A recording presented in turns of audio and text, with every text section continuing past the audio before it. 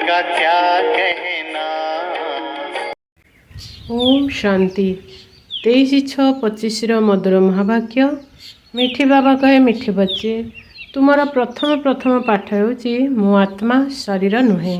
आत्मा अभिमानी होई रहिले बाबांकर याद रहिब।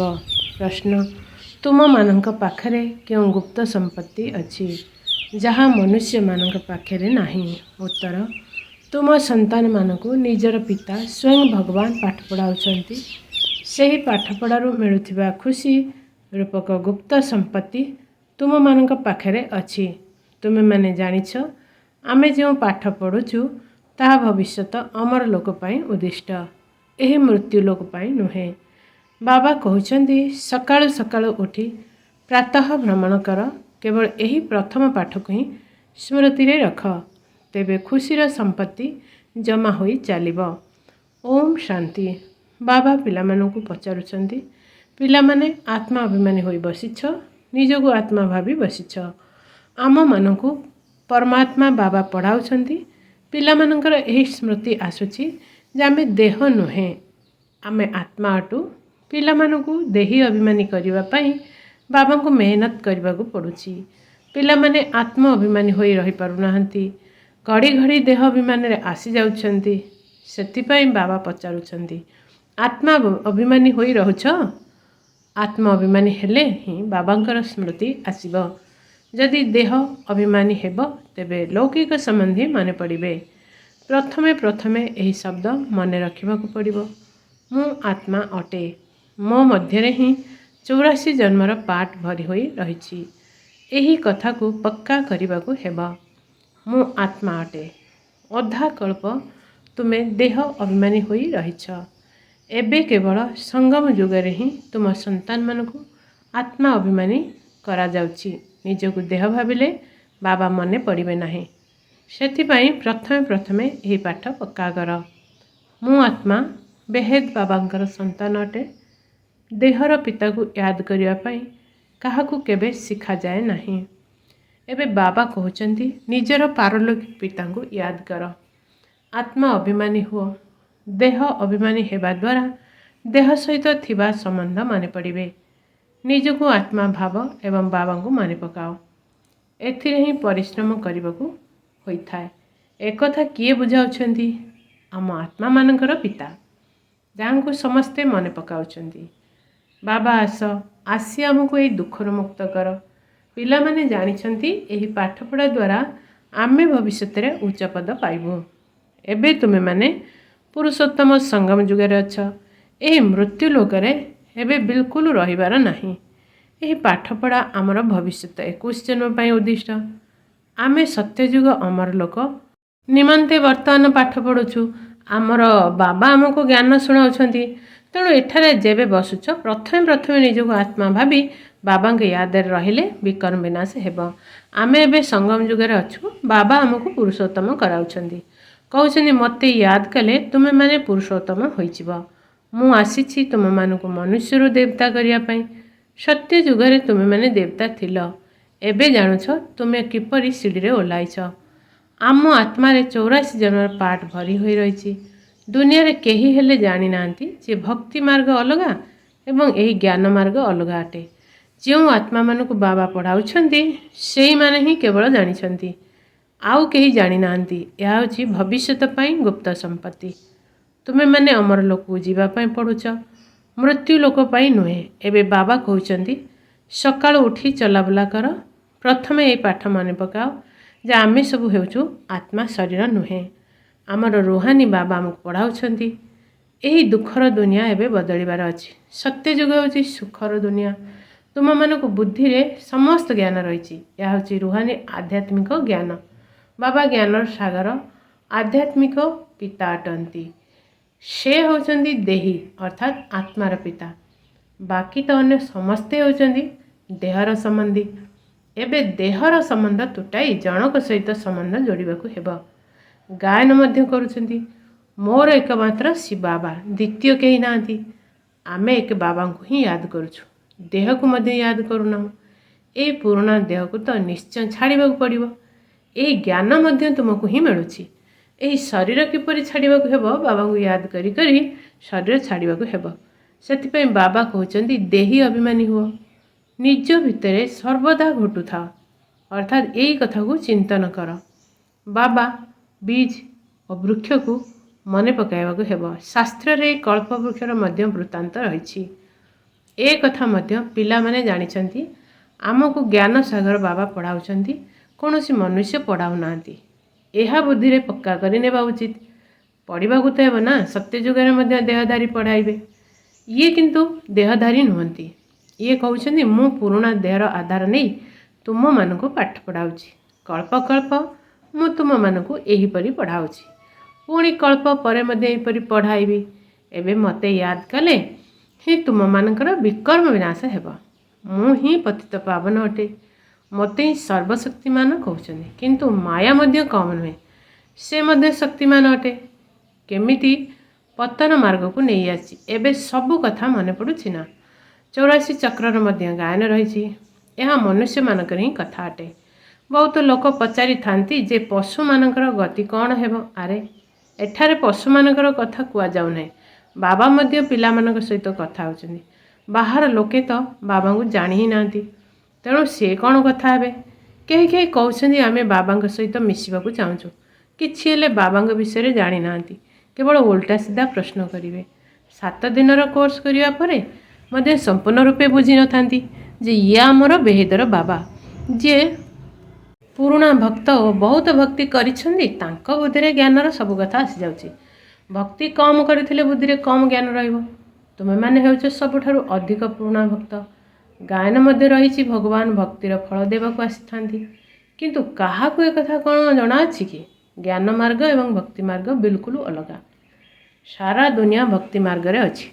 କୋଟିକରେ ଗୋଟିଏ କେହି ଏହି ପାଠ ଆସି ପଢ଼ୁଛନ୍ତି। ଏ ଜ୍ଞାନ କେଡ଼େ ମଧୁର। 84 ଜନ୍ମର ଚକ୍ରକୁ ମଧ୍ୟ ମନୁଷ୍ୟମାନେ ହିଁ ଜାଣିବେ ନା। ତୁମେମାନେ ଆଗରୁ କିଛି ହେଲେ ଜାଣିନଥିଲ। ଶିବଙ୍କୁ ମଧ୍ୟ ଜାଣିନଥିଲ। କେତେ ଅଧିକ ସଂଖ୍ୟାରେ ଶିବଙ୍କର ମନ୍ଦିର ରହିଛି। ସମସ୍ତେ ଶିବଙ୍କର ପୂଜା କରିଥାନ୍ତି, ଜଳ ଢାଳିଥାନ୍ତି, ଶିବାୟ ନମ ମଧ୍ୟ କହିଥାନ୍ତି। କାହିଁକି ନା ପୂଜା କରୁଛନ୍ତି। କିଛି ହେଲେ କାହାକୁ ଜଣା ନାହିଁ। ଲକ୍ଷ୍ମୀ ନାରାୟଣଙ୍କର ପୂଜା କାହିଁକି କରୁଛନ୍ତି? ସେମାନେ କୁଆଡ଼େ ଗଲେ? କାହାକୁ କିଛି ଜଣା ନାହିଁ। ଭାରତବାସୀ ହିଁ ଅଟନ୍ତି ଯେ କି ନିଜର ପୂଜ୍ୟମାନଙ୍କୁ ବିଲକୁଲ ଜାଣିନାହାନ୍ତି। ଖ୍ରୀଷ୍ଟିଆନ ମାନେ ଜାଣିଛନ୍ତି। ଖ୍ରୀଷ୍ଟ ଅମୁକ ସମ୍ବତରେ ଆସି ଧର୍ମ ସ୍ଥାପନା କରିଥିଲେ। ଶିବ ବାବାଙ୍କୁ କେହି ହେଲେ ବି ଜାଣିନାହାନ୍ତି। ପତିତ ପାବନ ମଧ୍ୟ ଶିବଙ୍କୁ ହିଁ କୁହାଯାଏ। ସେ ହିଁ ସର୍ବୋଚ୍ଚ ଅଟନ୍ତି ନା। ତାଙ୍କର ସବୁଠାରୁ ଅଧିକ ସେବା କରୁଛନ୍ତି। ସେ ହିଁ ସମସ୍ତଙ୍କର ସଦ୍ଗତି ଦାତା। ଦେଖ ତୁମମାନଙ୍କୁ କିପରି ଆସି ପଢ଼ାଉଛନ୍ତି। ବାବାଙ୍କୁ ମଧ୍ୟ ଡାକୁଛନ୍ତି ଯେ ଆସି ଆମକୁ ପବିତ୍ର କର। କେତେ ଧୁମଧାମରେ ମନ୍ଦିରରେ ପୂଜା କରୁଛନ୍ତି, କେତେ ପଇସା ଖର୍ଚ୍ଚ ମଧ୍ୟ କରୁଛନ୍ତି। ଶ୍ରୀନାଥ ମନ୍ଦିରକୁ ଏବଂ ଜଗନ୍ନାଥ ମନ୍ଦିରକୁ ଯାଇ ଦେଖ, ଦୁହେଁ ତ ଏକ ହିଁ ଅଟନ୍ତି ନା। ଜଗନ୍ନାଥ ଜଗତନାଥଙ୍କ ପାଖରେ ଅନ୍ନର ହାଣ୍ଡି ଚଢ଼ା ଯାଇଥାଏ। ଶ୍ରୀନାଥଙ୍କ ପାଖରେ ତ ବହୁତ ସ୍ୱାଦିଷ୍ଟ ଭୋଗ ତିଆରି କରିଥାନ୍ତି। ଫରକ କାହିଁ ରହିଛି? କାରଣକୁ ଜାଣିବା ଦରକାର ନା। ଶ୍ରୀନାଥ ଏବଂ ଜଗନ୍ନାଥ ଉଭୟଙ୍କୁ ମଧ୍ୟ କଳା କରିଦେଇଛନ୍ତି। କାରଣ ତ କିଛି ହେଲେ କେହି ବୁଝିନାହାନ୍ତି। ଜଗତନାଥ ଲକ୍ଷ୍ମୀନାରାୟଣଙ୍କୁ ହିଁ କୁହାଯିବ ଅଥବା ରାଧାକୃଷ୍ଣଙ୍କୁ କୁହାଯିବ। ରାଧାକୃଷ୍ଣ ଲକ୍ଷ୍ମୀନାରାୟଣଙ୍କ ସମ୍ବନ୍ଧ କ'ଣ ଏକଥା ମଧ୍ୟ କେହି ଜାଣିନାହାନ୍ତି। ଏବେ ତୁମେ ସନ୍ତାନମାନେ ଜାଣୁଛ ଯେ ଆମେ ଦିନେ ପୂଜ୍ୟ ଦେବତା ଥିଲୁ, ପୁଣି ପୂଜାରୀ ହୋଇଛୁ, ଚକ୍ର ଲଗାଇ ଆସିଛୁ। ଏବେ ପୁଣି ଦେବତା ହେବା ପାଇଁ ଆମେ ପାଠ ପଢ଼ୁଛୁ। ଏହି ପାଠ କୌଣସି ମନୁଷ୍ୟ ପଢ଼ାଉନାହାନ୍ତି। ଭଗବାନ ଉବାଚ ବୋଲି କୁହାଯାଏ। ଜ୍ଞାନ ସାଗର ମଧ୍ୟ ଭଗବାନଙ୍କୁ କୁହାଯାଉଛି। ଏଠାରେ ତ ଭକ୍ତିର ସାଗର ବହୁତ ଅଛନ୍ତି, ଯେଉଁମାନେ ପତିତ ପାବନ ଜ୍ଞାନର ସାଗର ବାବାଙ୍କୁ ୟାଦ କରୁଛନ୍ତି। ତୁମେମାନେ ପତିତ ହୋଇଯାଇଛ, ପୁଣି ପବିତ୍ର ନିଶ୍ଚୟ ହେବ। ଏହା ହେଉଛି କେବଳ ପତିତମାନଙ୍କ ଦୁନିଆ, ଏହା ସ୍ୱର୍ଗ ନୁହେଁ। ବୈକୁଣ୍ଠ କେଉଁଠି ରହିଛି ଏହା କାହାକୁ ଜଣା ନାହିଁ। କେହି ଦେହ ତ୍ୟାଗ କଲେ କହିଥାନ୍ତି ବୈକୁଣ୍ଠକୁ ଗଲା। କେବେ ପୁଣି ନର୍କର ଭୋଜନ ଆଦି କାହିଁକି ତାଙ୍କୁ ଖୁଆଉଛନ୍ତି? ସତ୍ୟ ଯୁଗରେ ତ ବହୁତ ଫଳ ଫୁଲ ଆଦି ଥିବ। ଏଠାରେ କ'ଣ ଅଛି? ଏହା ହେଉଛି ନର୍କ। ଏବେ ତୁମେ ଜାଣୁଛ ବାବାଙ୍କ ଦ୍ୱାରା ଆମେ ସ୍ୱର୍ଗବାସୀ ହେବାର ପୁରୁଷାର୍ଥ କରୁଛୁ। ବର୍ତ୍ତମାନ ପତିତରୁ ପାବନ ହେବାକୁ ପଡ଼ିବ। ବାବା ଉପାୟ ତ ବତାଉଛନ୍ତି। କଳ୍ପ କଳ୍ପ ବାବା ହିଁ ରାସ୍ତା ବତାଇଥାନ୍ତି। କେବଳ ମୋତେ ୟାଦ କଲେ ବିକର୍ମ ବିନାଶ ହେବ। ଏବେ ତୁମେ ଜାଣୁଛ ଆମେ ପୁରୁଷୋତ୍ତମ ସଙ୍ଗମ ଯୁଗରେ ଅଛୁ। ତୁମେମାନେ ହିଁ କହୁଛ ବାବା ଆମେ 5000 ବର୍ଷ ପୂର୍ବରୁ ଏହିପରି ହୋଇଥିଲୁ। ତୁମେମାନେ ହିଁ ଜାଣିଛ। କଳ୍ପ କଳ୍ପ ଏହି ଅମର କଥା ବାବାଙ୍କ ଠାରୁ ଶୁଣୁଛୁ। ଶିବ ବାବା ହିଁ ଅମରନାଥ ଅଟନ୍ତି। ବାକି ଏପରି ନୁହେଁ ଯେ ପାର୍ବତୀଙ୍କୁ ବସି ଅମର କଥା ଶୁଣାଇଥିଲେ। ତାହା ହେଉଛି ଭକ୍ତି ମାର୍ଗର କଥା। ଜ୍ଞାନ ଏବଂ ଭକ୍ତିକୁ କେବଳ ତୁମେମାନେ ହିଁ ବୁଝୁଛ। କଥାରେ ଅଛି, ବ୍ରାହ୍ମଣମାନଙ୍କର ଦିନ ପୁଣି ବ୍ରାହ୍ମଣମାନଙ୍କର ରାତି। ବାବା ବୁଝାଉଛନ୍ତି, ତୁମେମାନେ ବ୍ରାହ୍ମଣ ଅଟ ନା। ଆଦିଦେବ ହିଁ ବ୍ରାହ୍ମଣ ଥିଲେ, ତାଙ୍କୁ ଦେବତା କୁହାଯିବ ନାହିଁ। ଆଦିଦେବଙ୍କ ପାଖକୁ ମଧ୍ୟ ଯାଇଥାନ୍ତି। ଦେବୀମାନଙ୍କର ମଧ୍ୟ କେତେ ପ୍ରକାର ନାମ ରହିଛି। ତୁମେମାନେ ଈଶ୍ୱରୀୟ ସେବା କରିଥିବାରୁ ତୁମମାନଙ୍କର ଗାୟନ ରହିଛି। ଯେଉଁ ଭାରତ ଦିନେ ନିର୍ବିକାରୀ ଥିଲା, ତାହା ପୁଣି ବିକାରୀ ହୋଇଯାଇଛି। ବର୍ତ୍ତମାନ ଏହା ରାବଣ ରାଜ୍ୟ ଅଟେ ନା। ସଙ୍ଗମ ଯୁଗରେ ତୁମେ ସନ୍ତାନମାନେ ଏବେ ପୁରୁଷୋତ୍ତମ ହେଉଛ। ତୁମମାନଙ୍କ ଉପରେ ବୃହସ୍ପତିର ଅବିନାଶୀ ଦଶା ପଡ଼ିଛି। ସେଥିପାଇଁ ତୁମେମାନେ ଅମରପୁରୀର ମାଲିକ ହୋଇଯାଉଛ। ବାବା ତୁମମାନଙ୍କୁ ପଢ଼ାଉଛନ୍ତି। ମନୁଷ୍ୟରୁ ଦେବତା କରାଇବା ପାଇଁ, ସ୍ୱର୍ଗର ମାଲିକ ହେବା ପାଇଁ ବୃହସ୍ପତିର ଦଶା ବସିଛି। ତୁମେମାନେ ସ୍ୱର୍ଗ ଅମରପୁରୀକୁ ନିଶ୍ଚୟ ଯିବ। ବାକି ପାଠପଢ଼ାରେ ସ୍ଥିତି ତଳ ଉପର ହୋଇଯାଉଛି। ବାବାଙ୍କ ସ୍ମୃତି ହିଁ ଭୁଲି ଯାଉଛନ୍ତି। ବାବା କହୁଛନ୍ତି, ମୋତେ ୟାଦ କର। ଗୀତାରେ ମଧ୍ୟ ରହିଛି, ଭଗବାନ ଉବାଚ କାମ ମହାଶତ୍ରୁ ଅଟେ। ଗୀତାକୁ ସମସ୍ତେ ତ ପଢ଼ୁଛନ୍ତି, କିନ୍ତୁ ବିକାରକୁ କେହି ଜିତୁନାହାନ୍ତି। ଭଗବାନ କେବେ ଏକଥା କହିଥିଲେ? 5000 ବର୍ଷ ହୋଇଗଲାଣି। ଏବେ ପୁଣି ଭଗବାନ କହୁଛନ୍ତି, କାମ ମହାଶତ୍ରୁ ଅଟେ। ଏହା ଉପରେ ବିଜୟ ପ୍ରାପ୍ତ କରିବାକୁ ହେବ। ଏହା ଆଦି ମଧ୍ୟ ଅନ୍ତ ସମସ୍ତଙ୍କୁ ଦୁଃଖ ଦେଇଥାଏ। ମୁଖ୍ୟ ହେଉଛି କାମ ବିକାରର କଥା। କାମଗ୍ରସ୍ତ ହେବାକୁ ହିଁ ପତିତ କୁହାଯାଉଛି। ଏବେ ଜଣାପଡ଼ୁଛି ଏହି ସୃଷ୍ଟିଚକ୍ର ଘୂରି ଚାଲିଛି। ଆମେ ପତିତ ହେଉଛୁ, ପୁଣି ବାବା ଆସି ଆମକୁ ପବିତ୍ର କରୁଛନ୍ତି। ଡ୍ରାମା ଅନୁସାରେ ବାବା ବାରମ୍ବାର କହୁଛନ୍ତି ଯେ ପ୍ରଥମେ ଭଗବାନ ଅର୍ଥାତ୍ ଅଲଫଙ୍କୁ ୟାଦ କର ଓ ତାଙ୍କର ଶ୍ରୀମତରେ ଚାଲିବା ଦ୍ୱାରା ତୁମେମାନେ ଶ୍ରେଷ୍ଠ ହୋଇଯିବ। ଏକଥା ମଧ୍ୟ ତୁମେମାନେ ବୁଝୁଛ ଯେ ଆମେ ପ୍ରଥମେ ଶ୍ରେଷ୍ଠ ଥିଲୁ, ପୁଣି ଭ୍ରଷ୍ଟ ହୋଇଯାଇଛୁ। ଏବେ ପୁଣି ଶ୍ରେଷ୍ଠ ହେବା ପାଇଁ ପୁରୁଷାର୍ଥ କରୁଛୁ। ଦୈବୀ ଗୁଣ ଧାରଣ କରିବାକୁ ହେବ। କାହାକୁ ମଧ୍ୟ ଦୁଃଖ ଦେବା ଅନୁଚିତ। ସମସ୍ତଙ୍କୁ ଏହି ସତ ରାସ୍ତା ବତାଇ ଚାଲ। ବାବା କହୁଛନ୍ତି, ମୋତେ ୟାଦ କର, ତେବେ ପାପ ନାଶ ହେବ। ପତିତ ପାବନ ବୋଲି ତୁମେମାନେ ମୋତେ ହିଁ କହୁଛ ନା। ଏକଥା କାହାକୁ ଜଣା ନାହିଁ ଯେ ପତିତ ପାବନ କିପରି ଆସି ପବିତ୍ର କରୁଛନ୍ତି। କଳ୍ପ ପୂର୍ବରୁ ମଧ୍ୟ ବାବା ଏକଥା କହିଥିଲେ ଯେ ମାମିକମ ୟାଦ କର। ଏହା ହେଉଛି ଯୋଗ ଅଗ୍ନି, ଯାହାଦ୍ୱାରା ପାପ ଦଗ୍ଧ ହେଉଛି।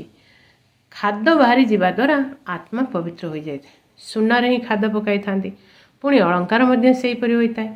ଏବେ ତୁମ ସନ୍ତାନମାନଙ୍କୁ ବାବା ବୁଝାଉଛନ୍ତି ଯେ ଆତ୍ମାରେ କିପରି ବିକାରର ଖାଦ ପଡ଼ୁଛି, ତାକୁ ବାହାର କରିବାକୁ ହେବ। ବାବାଙ୍କର ମଧ୍ୟ ଡ୍ରାମାରେ ପାର୍ଟ ରହିଛି, ଯାହାଦ୍ୱାରା ତୁମମାନଙ୍କୁ ଆସି ଦେହୀ ଅଭିମାନୀ କରାଉଛନ୍ତି। ଆତ୍ମାକୁ ତ ପବିତ୍ର ହେବାକୁ ପଡ଼ିବ। ତୁମେମାନେ ଜାଣିଛ, ସତ୍ୟ ଯୁଗରେ ଆମେ ବୈଷ୍ଣବ ଥିଲୁ। ପବିତ୍ର ଗୃହସ୍ଥ ଆଶ୍ରମ ଥିଲା। ଏବେ ଆମେ ପବିତ୍ର ହୋଇ ବିଷ୍ଣୁପୁରୀର ମାଲିକ ହେଉଛୁ। ତୁମେମାନେ ଡବଲ ବୈଷ୍ଣବ ହେଉଛ। ତୁମେମାନେ ହେଉଛ ସଚ୍ଚା ପ୍ରକୃତ ବୈଷ୍ଣବ। ସେମାନେ ହେଉଛନ୍ତି ବିକାରୀ ବୈଷ୍ଣବ ଧର୍ମର। ତୁମେମାନେ ହେଉଛ ନିର୍ବିକାରୀ ବୈଷ୍ଣବ ଧର୍ମର। ବର୍ତ୍ତମାନ ପ୍ରଥମେ ତ ବାବାଙ୍କୁ ୟାଦ କରୁଛ ଏବଂ ତାପରେ ବାବାଙ୍କ ପାଖରେ ଯେଉଁ ଜ୍ଞାନ ରହିଛି ତାହା ତୁମେମାନେ ଧାରଣ କରୁଛ। ତୁମେ ରାଜାମାନଙ୍କର ରାଜା ହେଉଛ। ଦୁନିଆରେ ଅଳ୍ପ କାଳ ପାଇଁ, ଗୋଟିଏ ଜନ୍ମ ପାଇଁ ରାଜା ହେଉଛନ୍ତି। ତୁମମାନଙ୍କର ରାଜତ୍ୱ ହେଉଛି 21 ପିଢ଼ିର, ଅର୍ଥାତ୍ ସମ୍ପୂର୍ଣ୍ଣ ସମୟ ଅତିକ୍ରମ କରୁଛ। ସେଠାରେ କେବଳ ଅକାଳ ମୃତ୍ୟୁ ହୋଇନଥାଏ। ତୁମେମାନେ କାଳ ଉପରେ ବିଜୟ ପ୍ରାପ୍ତ କରୁଛ। ମୃତ୍ୟୁ ହେବାର ସମୟ ନିକଟ ହୋଇଗଲେ ଜାଣିପାରନ୍ତି ଯେ ପୁରୁଣା ଶରୀର ଛାଡ଼ି ନୂଆ ଶରୀର ନେବୁ।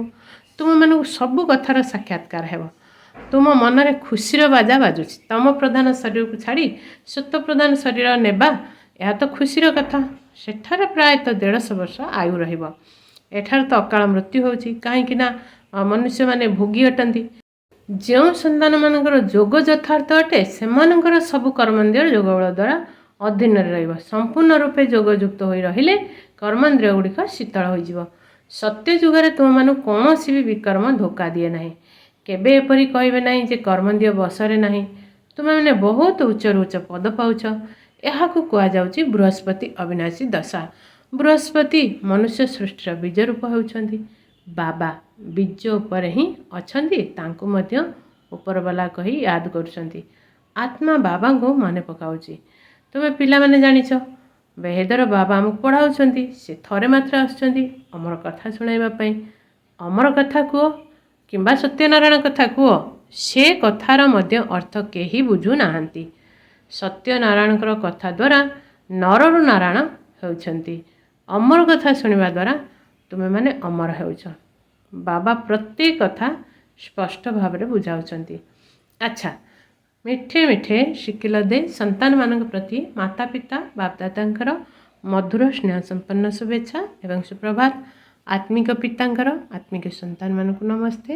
ଆତ୍ମିକ ସନ୍ତାନମାନଙ୍କର ଆତ୍ମିକ ମାତା ପିତାଙ୍କୁ ନମସ୍ତେ ନମସ୍ତେ ନମସ୍ତେ। ଧାରଣା ପାଇଁ ମୁଖ୍ୟ ସାର 1. ଯୋଗ ବଳ ଦ୍ୱାରା ନିଜର ସମସ୍ତ କର୍ମେନ୍ଦ୍ରିୟକୁ ଅଧୀନ କରିବାକୁ ହେବ।